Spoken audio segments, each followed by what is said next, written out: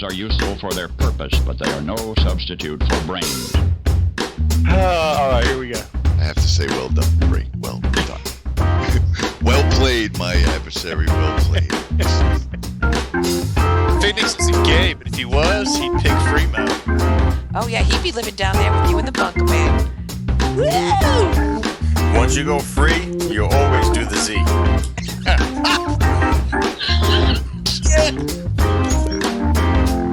Like one day I'm not going to Duncan, and you could get a controller, a new Xbox, possibly even a cord.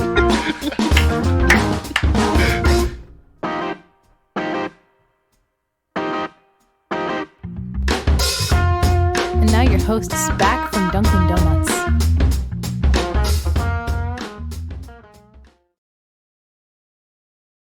Welcome to BGFG episode 340. I'm your host, Chris Phoenix, and as long as I can hit that mute button, we should be good to go. Freemo is not with us today. He's still on sabbatical. He's doing his thing. I can't tell you where he is right now because it's part of national security, apparently. That's what he said to me. So I don't know how true that is, but he unfortunately is not here today. So I'm going to be steering the ship yet again. And yeah, that's about it. So first thing that we do in BGFG is we usually give not really an award, it's hard to say an award, but we notify you of the people that are not coming down for breakfast. And those are the people that have been part of our generation, part of our lives, that aren't coming down for breakfast right now, which is unfortunate. And yeah, I don't have words for sometimes some of these people that come in and out of our lives. I don't. So first one that came up today was Mr. Ron Pople, 86 years young. This is the guy that started all the infomercial crazes. If you don't know, you should, because Act Now. Anytime you hear Act Now for $19.99, 3 easy payments, that's usually from Ron Pople. It was late night or early in the morning. You'd see him. There's always, but wait, there's more. And it was Ginsu shopping knives, and it was the pocket fisherman. There was a bunch of stuff that was out there. And again, he really sparked.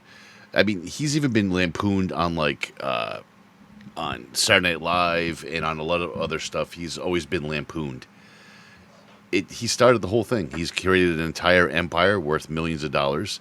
And it was all because of infomercials. That's what he did. That's where he cut his teeth. So to you, my friend, a golden ticket and towel. May you sell your wares in the afterlife.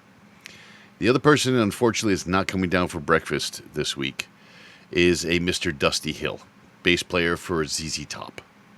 And for those that just think of ZZ Top as she's got legs and the whole 80s thing, you're missing out, because there's a lot of older stuff ZZ Top wise that's absolutely phenomenal.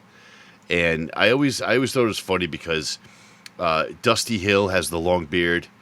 The only person in the band that doesn't have a good beard. I mean, you got Billy Gibbons, he's got his long beard. Dusty Hill had his long beard, but Frank Beard didn't have a beard. He was the drummer, which I always thought was funny. Dusty Hill was 72 years old. And, they used to call him Mr. Blues Shuffle and C. And he could hold down the fort. When you have a 3-man band, if you look at anything like Stevie Ray Vaughan's band Double Trouble, you look at ZZ Top, these smaller bands, when it's, 3-person band that have survived, there was a lot of fill-in stuff. These people did this because that's what they did. They wanted to have a full sound. And when you have a 3-piece band like that, a bass player especially has to really step up. So the music choice this week, which we'll get into later, is definitely inspired by, being a bassist as I was when I was younger. Dusty Hill was something else, man. He held that down. So we'll talk about that a little later, but right now I think it's important that we get into the news because, well, there's a lot of stuff that's broken, and I want to try to stay positive, but we got to get some of the not-so-positive stuff out of the way first. So let's get into that. BGFG News. You heard it here third. So one of the first things we want to get into this week, is the right to repair. Now, I just want to bring this up quickly because the right to repair is a big deal. And with the right to repair, you have the right to have your shit fixed. Plain and simple. And what's been happening, and even as an Apple fanboy that I am, Freeman would be right here telling you and making fun of me for it. But even as an Apple fanboy, I'll be the first one to tell you that, well, I love Apple and I love their product. I love the way they design it. I love how sturdy it is and how long it lasts. But to be honest, I mean, you can't fix them. In the early days, you could because it was more of a hobby, but as they got more popular and got bigger, you couldn't repair them. And I can tell you from working in the industry now, where I am an Apple repair. Well, I don't do the repairs, but I am certified as an Apple repair agent, and I have to know all the processes. It's still a situation where it's like, it's not a good scene, man. It really isn't. It's really hard to repair these phones, and they do not make it easy. And if you want to be a third party and do it, that's even more difficult. You can't get the parts easily, and if you do, you have to be ultra certified. Then you have to go through all their stuff. I mean, my God, look, they're making it. Once the right to repair thing came around, you started seeing the phones get more and more difficult to repair, and I'm telling you that for firsthand knowledge. The iPhone 12, for example, now you have to have a machine to heat up the screen to pull it off the unit. iPads aren't even fixable at this point. As far as we're told, they get sent in and get replaced immediately. There's no repair process for them. Now, at a kiosk, there might be, and you might be a person that bought this or got this as a gift. You can't afford to get a new device, or you can't afford to have it fixed officially from Apple. That can cost you $200-$300. So instead, you go to one of these mom and pop at a mall kiosk, and that shit should work right. There shouldn't be a problem. But you know what? Sometimes that's third-party stuff or gray stuff that you can't really control it. Well, now the FTC is behind them, and the FTC is actually pushing the right to repair, where you have to make this easily accessible. If you want to know what's involved in some of these things, I encourage you to click on the link in the show notes, read what the FTC said, and then go to ifixit.com, and you'll see clearly what it's like to open up one of these things. And look at one of the older iPhones, like an iPhone 4. That's a bad example. An iPhone 5, that was relatively easy. iPhone 6 wasn't that bad either. But then you get into the 11, the bigger 11s and the 12s. It's a nightmare to change these. It really is. It's not easy. And speaking of broken, again, might as well just get all this stuff out in the open now. The other thing is, we were talking about Biogen, or we'll talk about Biogen. It's a company, creates drugs. And we've had a big problem here on the show with Big Pharma before. You shouldn't have to have a $50,000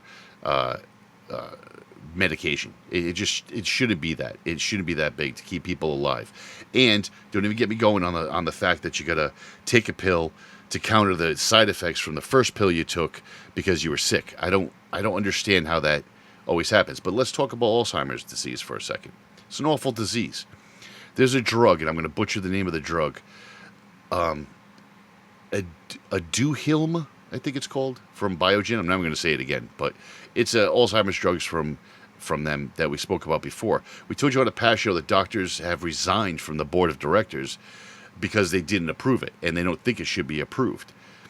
Because it doesn't really, it's hard to explain. You're going to have to look into the show notes or go back to last week's show where I explained it a little bit farther, but it's really in depth. It works for some cases, doesn't work for others, but the FDA didn't, they didn't listen to the board of doctors that said, look, this shouldn't be out there. It's really not it's a possibility, but it's not everything that we told you it was.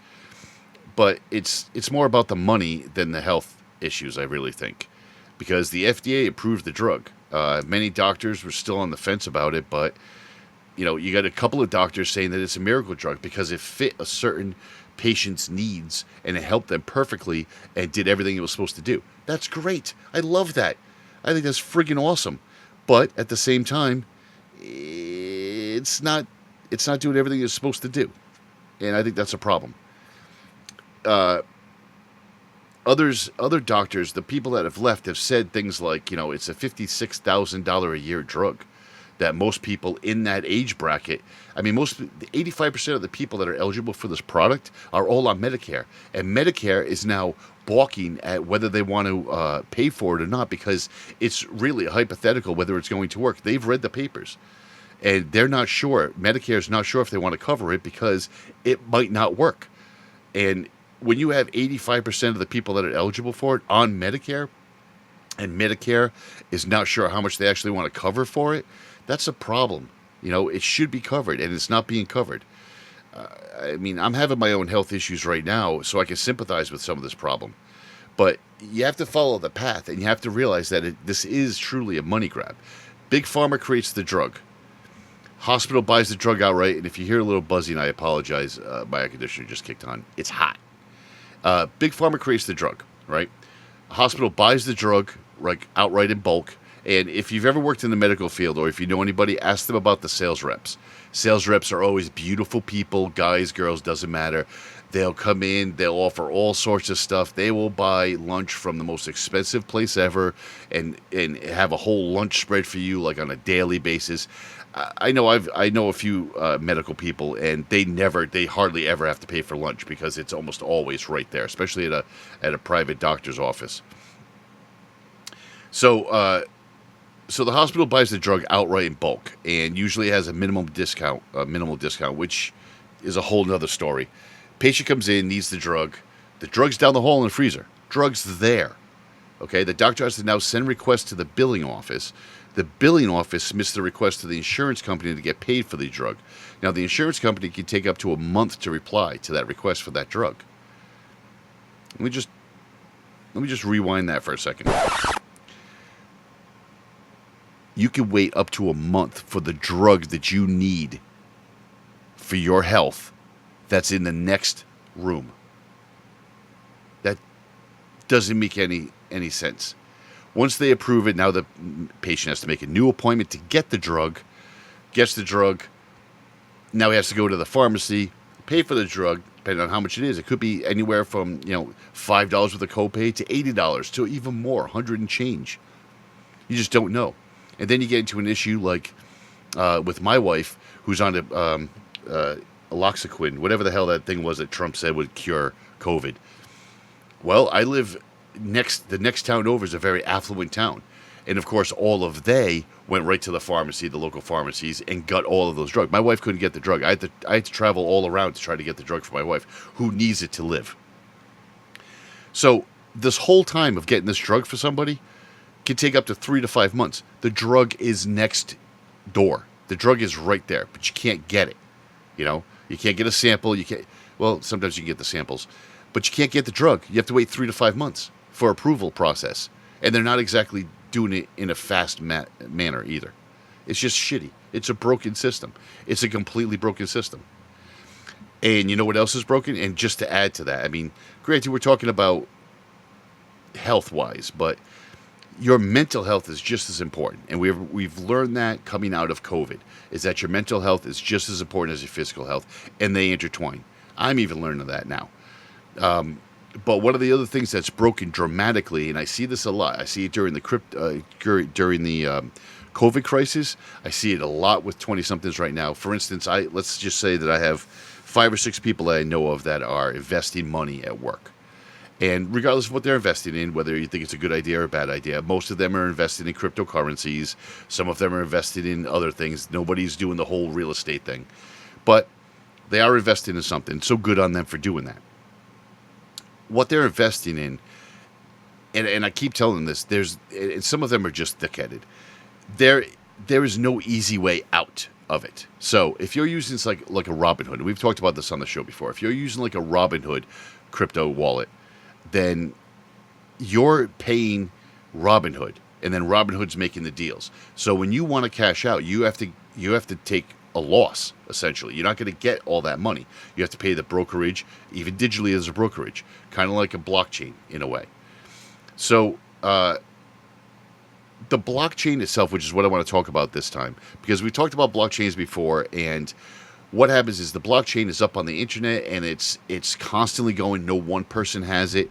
It's just constantly in the Ethernet, in the internet, and it's a absolutely brilliant way to keep something valid. So, say if I have a martial arts certificate that I signed for somebody. Now, that signature, if they take a copy of that and put it up on the blockchain that's dated, it's signed, there's nothing to debate that because it can't be changed. It can't be doctored in any way. It just sits on the blockchain. So I don't think the crypto wallets are broken as much as they are extremely flawed. And everybody said that the blockchain is going to be great. You're right, the blockchain is great. It's the wallets that are flawed.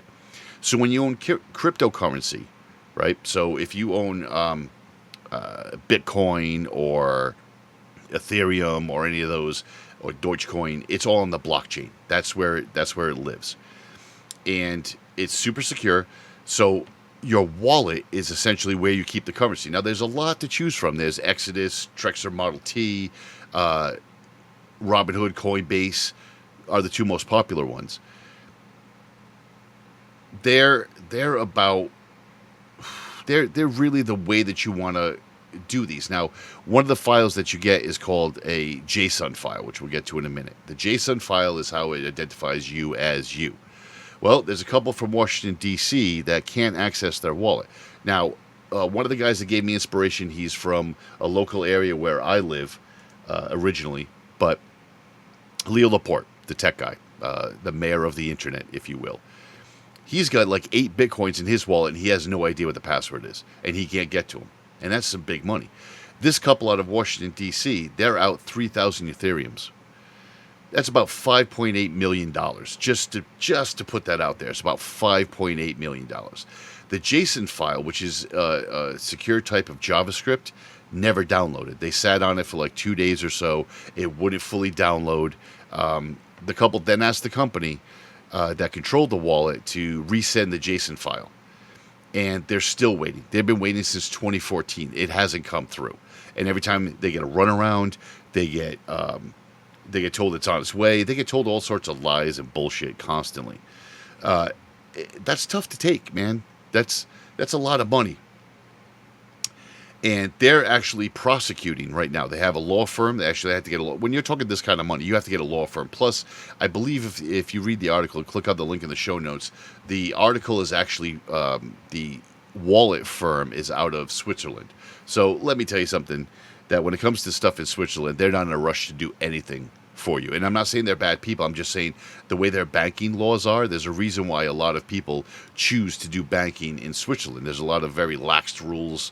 You know, to coin a phrase, they respect people's privacy. Read into that as much as you want.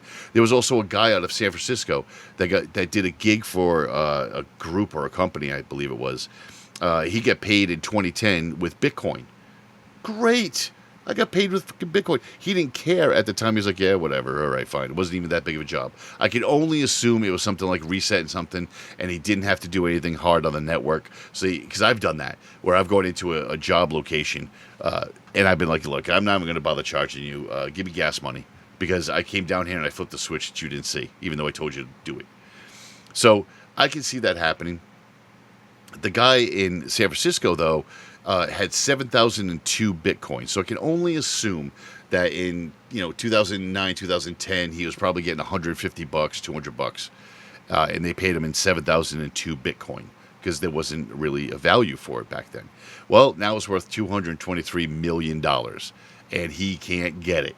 He can't get shit out of it. He's used his wallet. It's called Iron Key, his wallet, and they allow 10 attempts to try to unlock it. And he's had 8 attempts, I think, now. After the 10th time, it gets locked forever. Oh, I don't even know what... It's such a shame you can't see what finger I'm holding up. It's so bad. It's just so bad. That's money from people. That's just insane.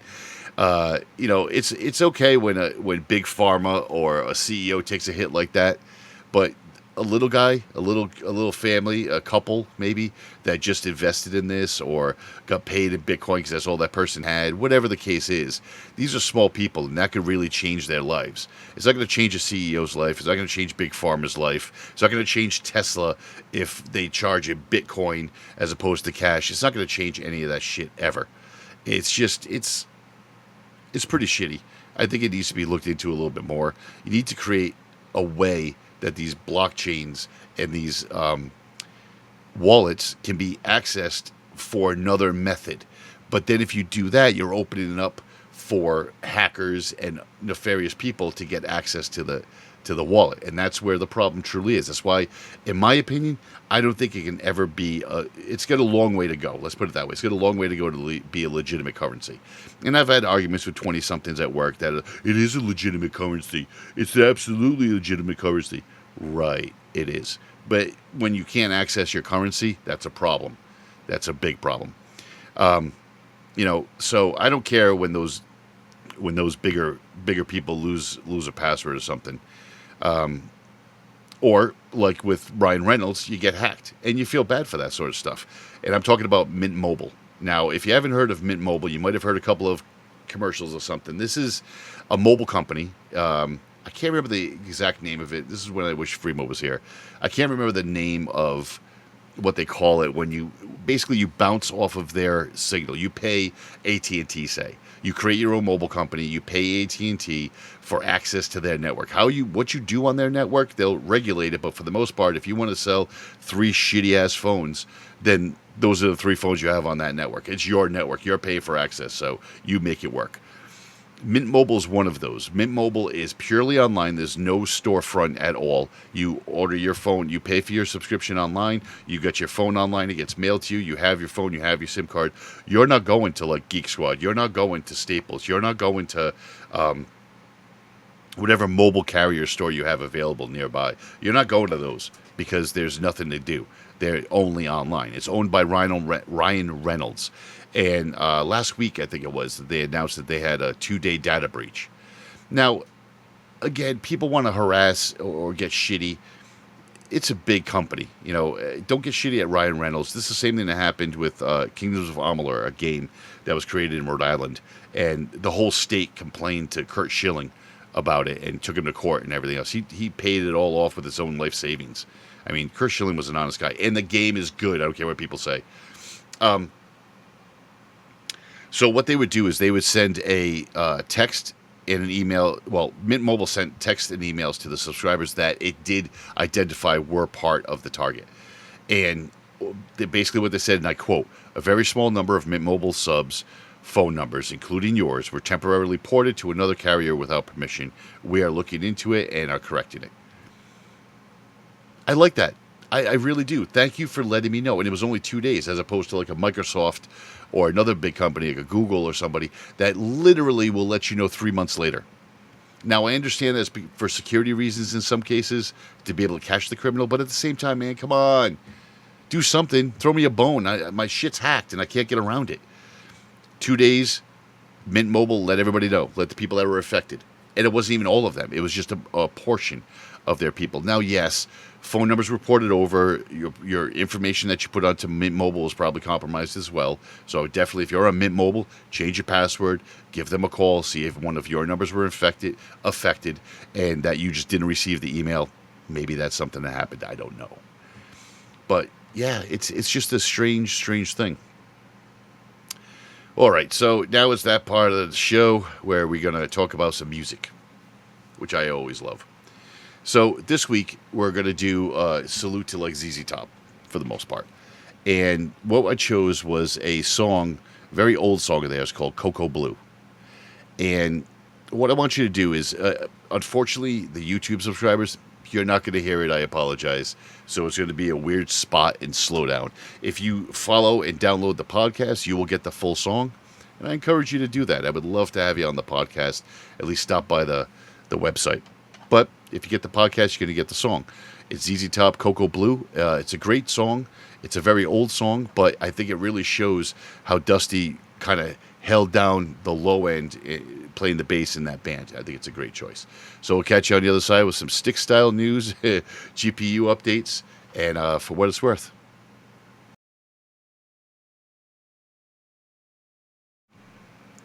All right, that was ZZ Top. Cocoa Blues. Good stuff. Love the bass line in that song. I think it's really good. Oh, I just got asked in the chat room. Flynn's Arcade is the t-shirt we're wearing today. If you know what Flynn's Arcade is, drop us an email. I'll get you a no prize. So let's get into this week's Stick Style show, and with the worst segment intro in the history of podcasting. Gaming.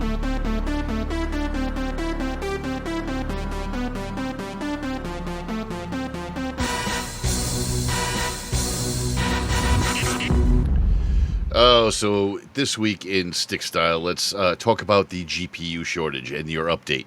You know what your update is? We don't have any.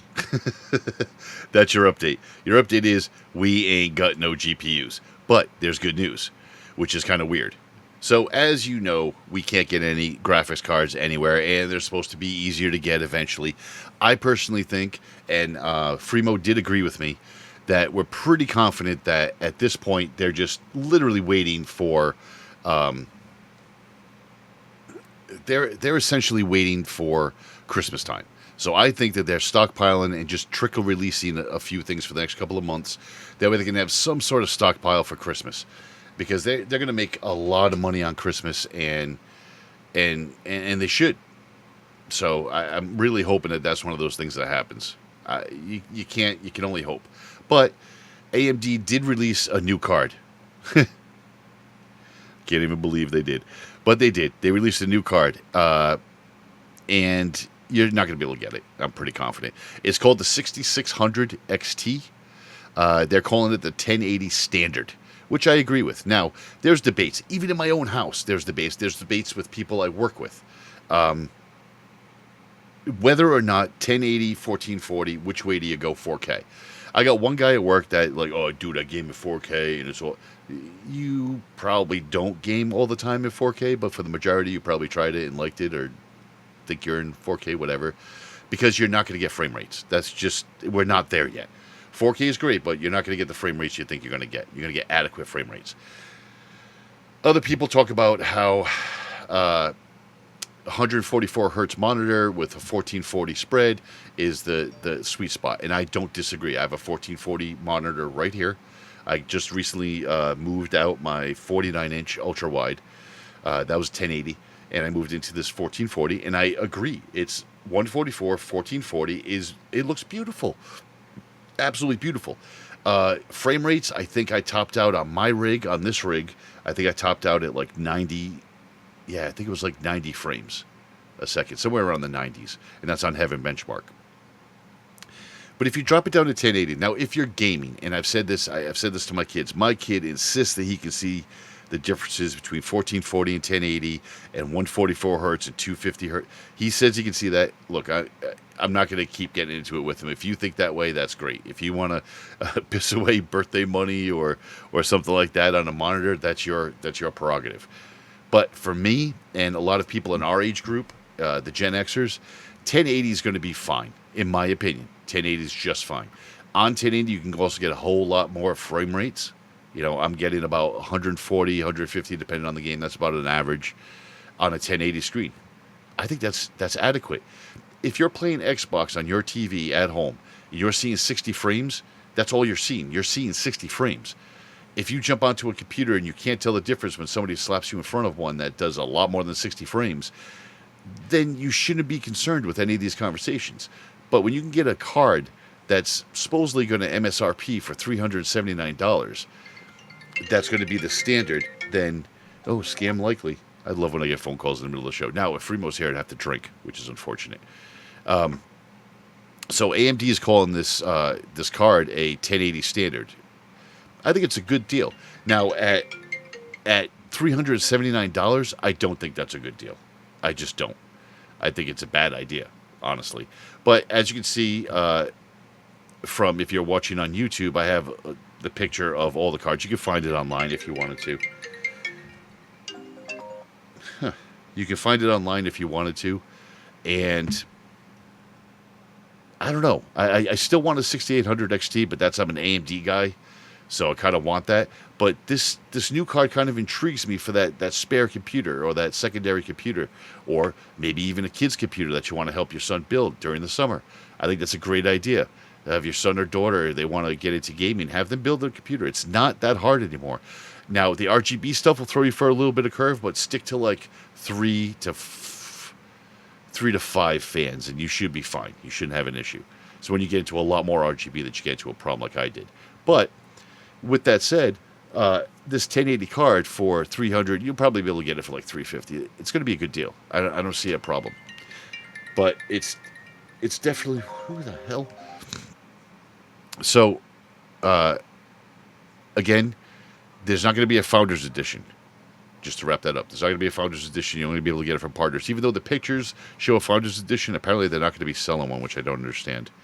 So let's get into more disappointing news, but this is one of those ones in gaming that you got to talk about because it's out there. So, as you well know, Activision's got into some hot water. Activision Blizzard. The California Department of Fair Employment and Housing has filed a lawsuit. And that is alleging discrimination, sexual harassment, and a frat boy culture. I don't know if they can do the frat boy culture, but that's going to be added in there, and you'll see why in a moment. They did it over a 2-year investigation, and it was pretty bad. But again,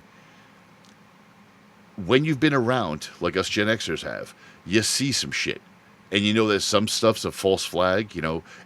Somebody had their heart broken or didn't get a promotion and calls in. Shit, I know people in almost every single job I've ever had that as soon as they didn't get a promotion they wanted or some shit went sideways, they immediately called the anonymous line and said all this bad shit about people, about the way the situation's going, even going as far as saying that there's shit smeared on the bathroom wall and they never get it cleaned. It's disgusting. This is the stuff that happens, and I'm sure corporations and corporate high up in their HR department take care of this stuff and have to deal with that stuff. But at the same time, it's really like, come on. Is it a false flag? Is it bullshit or not? But this was a 2-year investigation, It clearly showed in results, it clearly showed that women were paid significantly different than men, and I've always called bullshit in that. There was groping incidences. That's disgusting. There might have even been a suicide that could be connected to some of the harassment that some of these people received in the business. There's been so many things that have been done to people that work there that I can't even really list them all. And Activision and Blizzard both stated that charges were distorted and unfounded till something was released. Yep. What was released was a picture and a video that showed all of this. Holy shit snacks. You guys are sitting here and denying everything. Denying it. And then a video and pictures surface that not only do you have no leg to stand on in your denial, where it's even a question mark, like, oh, maybe they were misconstrued or maybe this was taken out of proportion. No. You literally had conventions. At conventions, you would have a Bill Cosby suite. And you even have, granted, when you go to a convention, let me pull this back a little bit. When you go to a convention, especially one of these type of gaming conventions, a lot of times they'll have suites in the hotel that the convention is at. In the upper floors, the bigger suites, and they'll do like meet and greets. They'll have the doors open. They'll show you some extreme products. When you watch a lot of the tech videos around, like Linus Tech Tips, a lot of the more popular ones that get invited to these events, then you'll see the way it looks like kind of a hotel room, and it's just a setup with everything that they have at that time, all running at the same time. So many companies have done this. Even in the audio-video world, I've stumbled upon those locally where I got access. And you go up into one of these suites and you'll have like legacy speakers that has just all of their products just pumping out beautiful music, and they'll give you demonstrations and things, and it's there to talk it up. It's good for deals, making deals and stuff with other partners. They weren't exactly doing that. They showed pictures of the bar that they super stocked with red Solo cups and literally quick liquor. This wasn't like a fine dining, like let me peruse you with some vintage scotch. No, this was like, here's some vodka, here's some orange juice. So,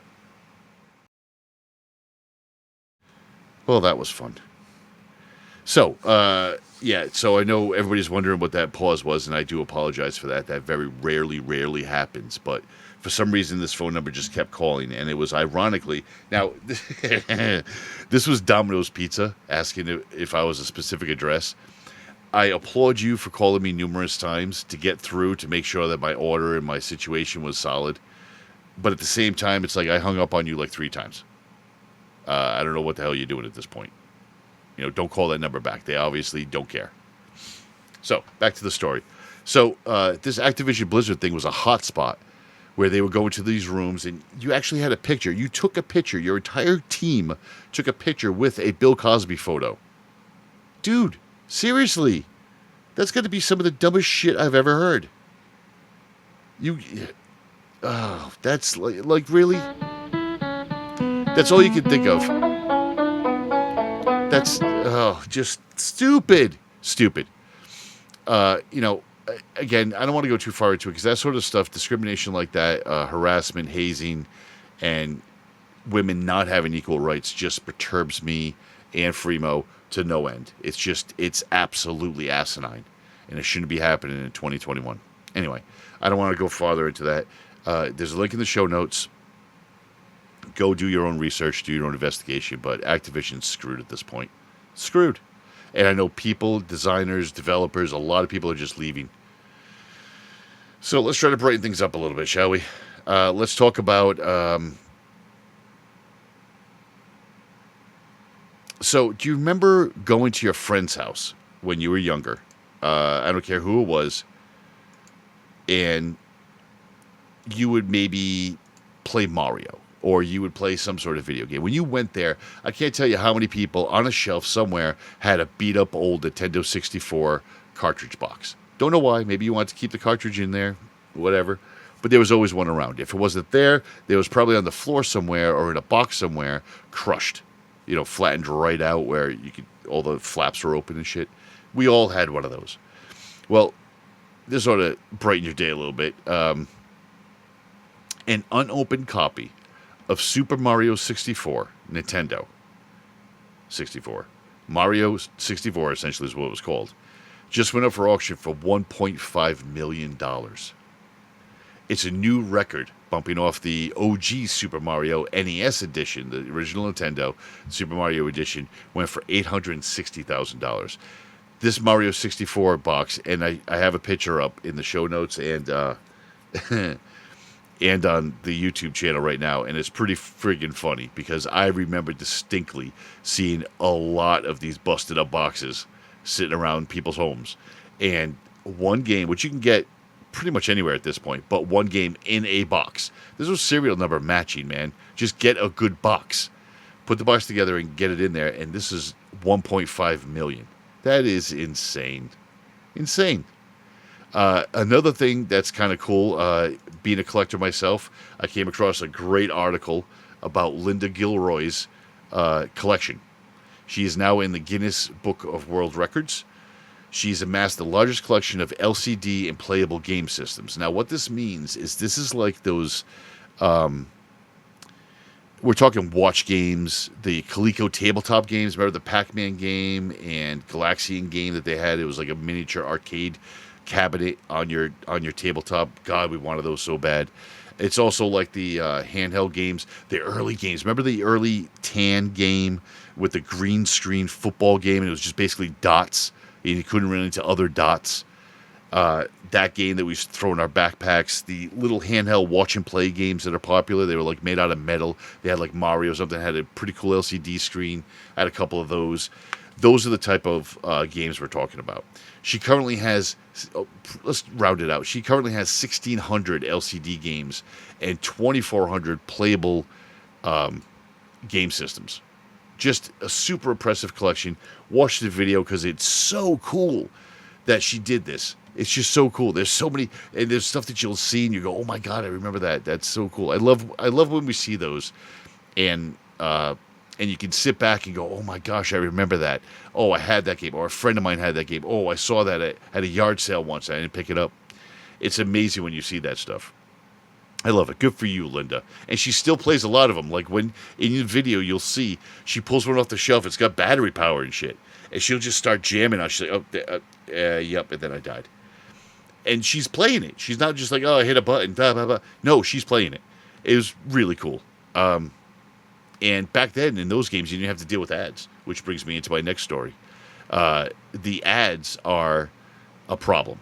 And what I mean by a problem is that, I don't know if people know this, but the NBA 2K series and a UFC game came out almost at the same time. I want to say it was EA. I don't know. I want to say it was EA, but it might not have been, because EA was a lot in this story. So what it was a lot of times you'll see advertisements mid-game. So in UFC, it was kind of like the commercial break. Like the bell would ring, you go to the corner. In between the corner time, they show a quick flash for an Amazon ad. In NBA 2K, it was almost like a commercial. But again, I don't want this in a game I just paid for. We're paying $60 for a game, people. $60. I've said this numerous times, and I'll recover it again right now. For $60, I expect not to have to go home and do a 2-hour update. That's the first thing. Second thing is, when I pay $60 for a game, I want the whole fucking game. Okay? I don't want part of the game. I don't want part one. I don't want to have to finish the story by downloading content later that you're going to charge me for. That's insane. Why are you charging me for downloadable content for the game? Is it another game? Then I shouldn't be paying any amount of money. It's the game I paid for. And if that's the case, if you plan this out, Destiny is a good example. Destiny 2, the game was $60, or let's say you're just getting into it and you want to buy in. That's going to be $100, maybe more. But let's just say $100. You bought in, you got a couple of upgrades. Excuse me, you got a boosted level. Now, you realize that the next update comes out, the next download, the DLC comes out, and it's another $60. Okay, I see what you're doing, and I'm good with that. Freebo and I have said years and years ago that games should become episodic. You should have one back end for the game that will survive and last you a long time. A good example is like a GTA, Unreal Engine. These engines can be updated, not super overhauled. So you have that game and just charge me $30 for the game, $30 for the game, and then charge me another $20 for each one of these packs, these DLCs. That'll give me access to a different story using the same game engine I have. Maybe I don't want to take the Sith path in that Star Wars game, but I want to take the Jedi path. I want to pay $30 for the Jedi path because that's the one I want. Maybe one day, maybe I'll take the Sith, but I really don't want to go down that path. That's a choice that people want to make, and you guys can make money on that, but you don't want to. You want to go for the greed aspect. But putting ads in games, EA is on the hook for this, and they wanted to do this across all their free-to-play games. Now, here's the problem with this. If you have a mobile game, like on my iPhone during lunchtime, I'll play a golf game or something, and there's some games that are better than others. For instance, there's a breakout game that I have on my phone that every single time you finish a level, and believe me, the levels aren't super hard. They're boredom games. So when you finish that level, immediately, bang, a commercial plays. It sucks and it's annoying, and it's like a 30-second commercial or a minute. Usually it's 30 seconds. But 30 seconds seems like a long time when you're playing mobile. Then you have other games, like a golf game I play. It's only whenever you open a special chest that you just won, and you have to earn that, and there might be one video that's 30 seconds. And then there's other games that make you watch 4 or 5 videos in a row just to play the game. That's on mobile. I'm not expecting the mobile device, my phone, to be a full-fledged gaming system. I didn't buy it for that. But I don't expect that on my console. Definitely not on my console. I already paid $500. I paid a premium for my console. I don't expect to be sitting there and in the middle of a game it breaks to a commercial for sneakers. That's not what I'm looking for at all. And I get the free-to-play aspect. The free-to-play aspect gets you to buy more.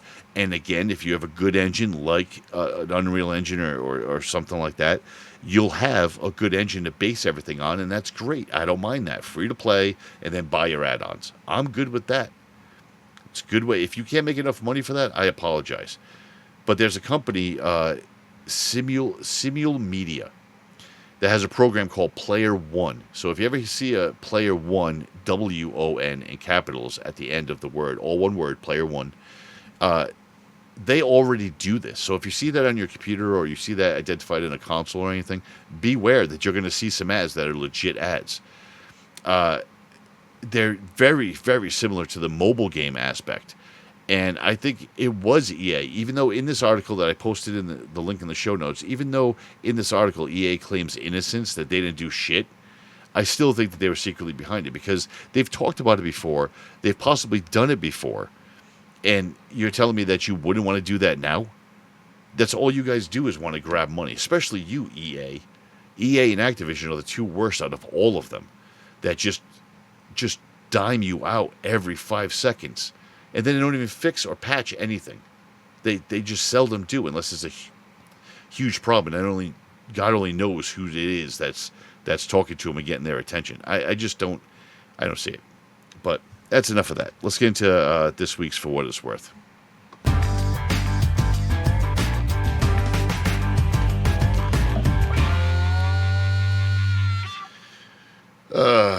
So, as much as I get shit for being an Apple fanboy, like I said before, I have to admit that it's getting pretty sketchy. I almost always end conversations at work or anytime somebody argues with, Apple doesn't get viruses. We'll get browser hijacks, but we don't get viruses. That's not something that happens.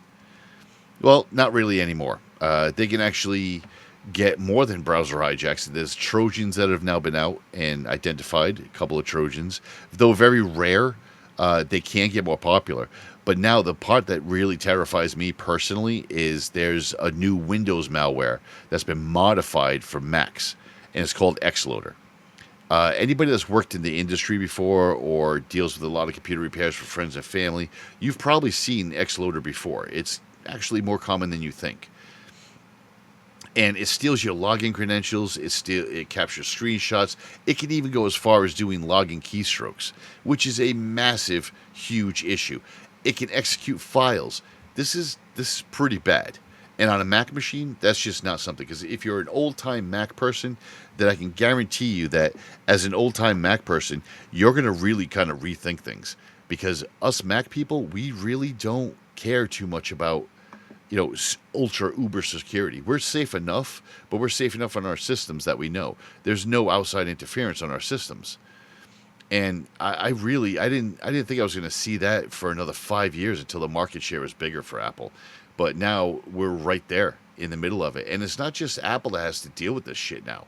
It's HP as well. HP printers, which again are everywhere. And I can tell you a quick story that, let's just say I was younger and I was being a little nefarious. I was waiting somewhere with a significant other and I wanted to, I was just doing a quick little port scan and I realized that they had access left open to their printer.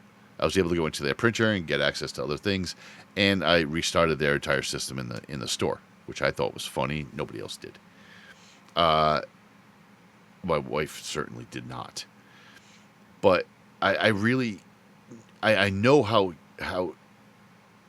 unsecure printers are as a whole. And the printer industry, I can tell you from, again, being in it, the printer industry doesn't care. They have absolutely no care in the world. They're throwaway items at this point. If you need a printer, do not go out and buy an $800 printer. You don't need it. Buy a basic printer. There's almost nothing different. I think the few differences are, unless you get an extreme like picture-specific printer, all the other basic printers that print on paper are going to do the same thing. The DPI is about the same. The only differences are going to be the speed. How fast you want that printer to kick out. That's it. And you really, come on, honest people, you don't really need it that fast, man. You really don't. It's printing. It's just that simple. But HP's got a 16-year-old software bug built into their printers. And look, it comes from their printer software, which I've said 100 times not to install.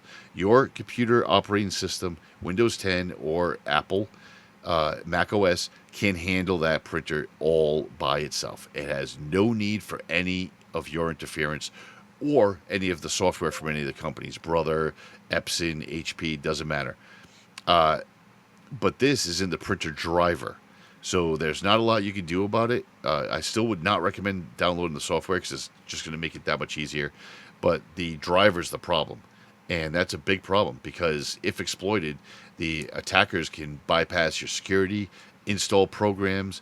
It can have administrator access if you wanted to. If you gave it by default to your printer, then it's automatically be default to the person that's hacking into it.